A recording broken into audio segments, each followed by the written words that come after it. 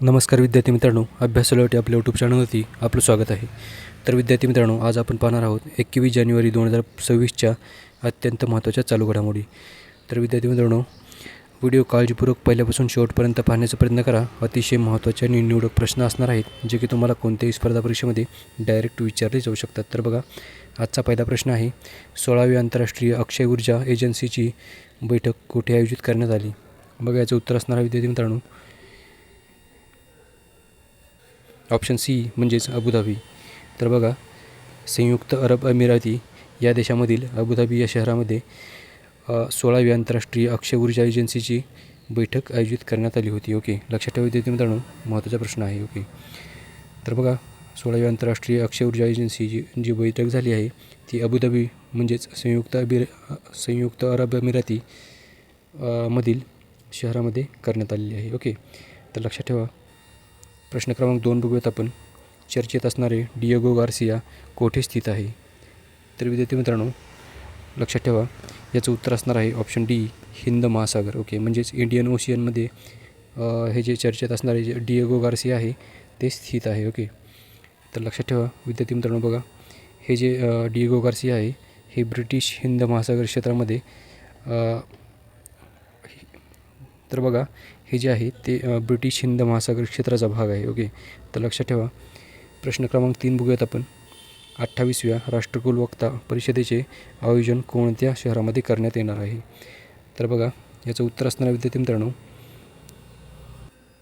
Option A म्हणजेच नवी Delhi. Okay, तर बघा विद्यार्थी मित्रांनो, नवी दिल्लीमध्ये 28व्या राष्ट्रकुल वक्ता परिषदेचे आयोजन करण्यात येणार आहे. ओके, तर विद्यार्थी मित्रांनो, बघा, 28व्या राष्ट्रकुल वक्ता परिषदेचे म्हणजेच 28वी जे कॉमनवेल्थ स्पीकर्स कॉन्फरन्स आहे त्याचे आयोजन नवी दिल्लीमधील सेंट्रल हॉल ऑफ संविधान सदन येथे करण्यात आले आहे. ओके, लक्षात ठेवा. प्रश्न क्रमांक 4 बघा, समुराई मार्शल आर्ट्स हा सन्मान पहिल्यांदाच कोणत्या भारतीयाला मिळाला आहे? विद्यार्थी मित्रांनो, प्रश्न अतिशय महत्त्वाचा आहे. ओके, तर लक्षात ठेवा, याचं उत्तर असणार आहे ऑप्शन सी, पवन कल्याण. तर पवन कल्याण यांना समुराई मार्शल आर्ट्स हा जो सन्मान आहे तो पहिल्यांदाच मिळालेला आहे. ओके, म्हणजेच पहिल्या भारतीयाला मिळालेला आहे. ओके, तर लक्षात ठेवा विद्यार्थी मित्रांनो, म्हणूनच हा प्रश्न IMP ठरतो. ओके, तर बघा विद्यार्थी मित्रांनो, पवन कल्याण हे पहिले भारतीय आहेत ज्यांना समुराई मार्शल आर्ट्स जो की समुराई परंपरामध्ये औपचारिकपणे सन्मान मिळालेला आहे. ओके, तर लक्षात ठेवा, त्यांनी जपानच्या बाहेर समुराई समुदायामध्ये पहिल्या भारतीयाच्या स्वरूपात प्रतिष्ठित स्थान मिळवलेले आहे. ओके, बघा, प्रश्न क्रमांक 5 बघूयात आपण. भारतातील पहिले मोबाईल मॅनिप्युलेटर कोणत्या संस्थेने विकसित केले आहे? तर बघा विद्यार्थी मित्रांनो, महत्त्वाचा प्रश्न आहे. पहिलेच असल्यामुळे हा प्रश्न महत्त्वाचा ठरतो. ओके, तर विद्यार्थी मित्रांनो, बघा, याचं उत्तर असणार आहे ऑप्शन बी, IIT कानपूर. तर IIT कानपूरने भारतातील पहिले मोबाईल मॅनिप्युलेटर हे विकसित केलेले आहे. ओके, तर बघा विद्यार्थी मित्रांनो, याचा विकास झालेला आहे एक्सटेरा रोबोटिक्स या डीप टेक स्टार्टअप्सने याचा विकास केलेला आहे. ओके, आणि हे स्कॉर्प नावाचे पहिले भारतीय लेड मोबाईल मॅनिप्युलेटर आहे जे की IIT कानपूरमधील टेक्नॉलॉजी इनोव्हेशन हब यांच्या सहाय्याने तयार करण्यात आलेले आहे. ओके, लक्षात ठेवा विद्यार्थी मित्रांनो. प्रश्न क्रमांक 6 बघूयात आपण. बघा, IMP प्रश्न आहे विद्यार्थी मित्रांनो. बघा, तर बघा, परमशक्ती सुपर कम्प्युटर कोठे लॉन्च करण्यात आले आहे? बघा, याचं उत्तर असणार आहे विद्यार्थी मित्रांनो ऑप्शन सी, IIT मद्रास.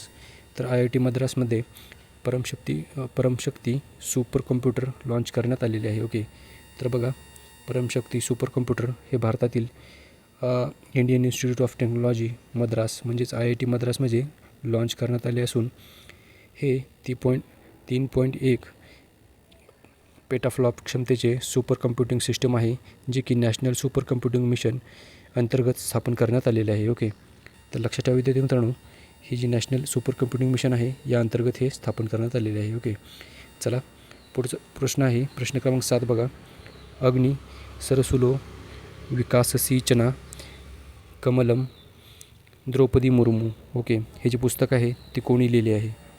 तर बघा विद्यार्थी मित्रांनो, याचं उत्तर असणार आहे ऑप्शन डी, यार्लागड्डा लक्ष्मीप्रसाद. ओके, तर यार्लागड्डा लक्ष्मीप्रसाद यांनी हे पुस्तक लिहिलेले आहे. ओके, लक्षात ठेवा. प्रश्न क्रमांक 8 बघूयात आपण. G7 अर्थमंत्र्यांच्या बैठकीमध्ये प्रामुख्याने कोणत्या मुद्द्यावर चर्चा करण्यात आली? बघा, याचं उत्तर असणार विद्यार्थी मित्रांनो ऑप्शन डी म्हणजेच वरीलपैकी सर्व.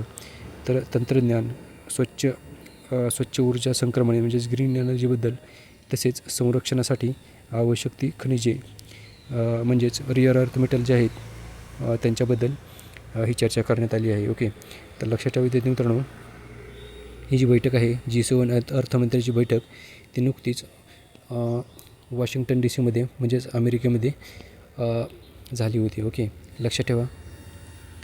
प्रश्न क्रमांक 9 बघूयात आपण. क्रिएटर्स कॉर्नर प्लॅटफॉर्म कोणत्या संस्थेने सुरू केला आहे? बघा, हा जो प्लॅटफॉर्म आहे तो प्रसार भारती या माध्यमाने म्हणजेच या संस्थेने सुरू केलेला आहे. ओके, बघा विद्यार्थी मित्रांनो, महत्त्वाचा प्रश्न आहे. ओके, बघा विद्यार्थी मित्रांनो, क्रिएटर्स कॉर्नर प्लॅटफॉर्म हा प्रसार भारती या भारतीय सार्वजनिक प्रसारक संस्थेने सुरू केलेला आहे. ओके, ज्याचा उद्देश म्हणजे देशभरामधील डिजिटल रचनाकारांचे कंटेंट दाखवणे आणि त्यांना सशक्त व्यासपीठ प्रदान करणे हा आहे. ओके, चला पुढचा प्रश्न आहे. प्रश्न क्रमांक 10 बघूयात आपण. चर्चेत असणारे थांथाई पेरियार वन्यजीव अभयारण्य कोणत्या राज्यामध्ये स्थित आहे? तर बघा विद्यार्थी मित्रांनो, याचं उत्तर असणार आहे ऑप्शन डी म्हणजेच तामिळनाडू. तर तामिळनाडू या राज्यामध्ये हे जे थांथाई पेरियार वन्यजीव अभयारण्य आहे ते स्थित आहे. ओके, लक्षात ठेवा, तामिळनाडूची राजधानी आहे चेन्नई. ओके, तर विद्यार्थी मित्रांनो, तुम्हाला व्हिडिओ आवडला असेल तर व्हिडिओ लाईक आणि चॅनल सबस्क्राईब करा. तसेच तुम्ही इतरांनाही हा व्हिडिओ शेअर करू शकता. ओके, तर भेटूयात आपण उद्याच्या व्हिडिओमध्ये. धन्यवाद.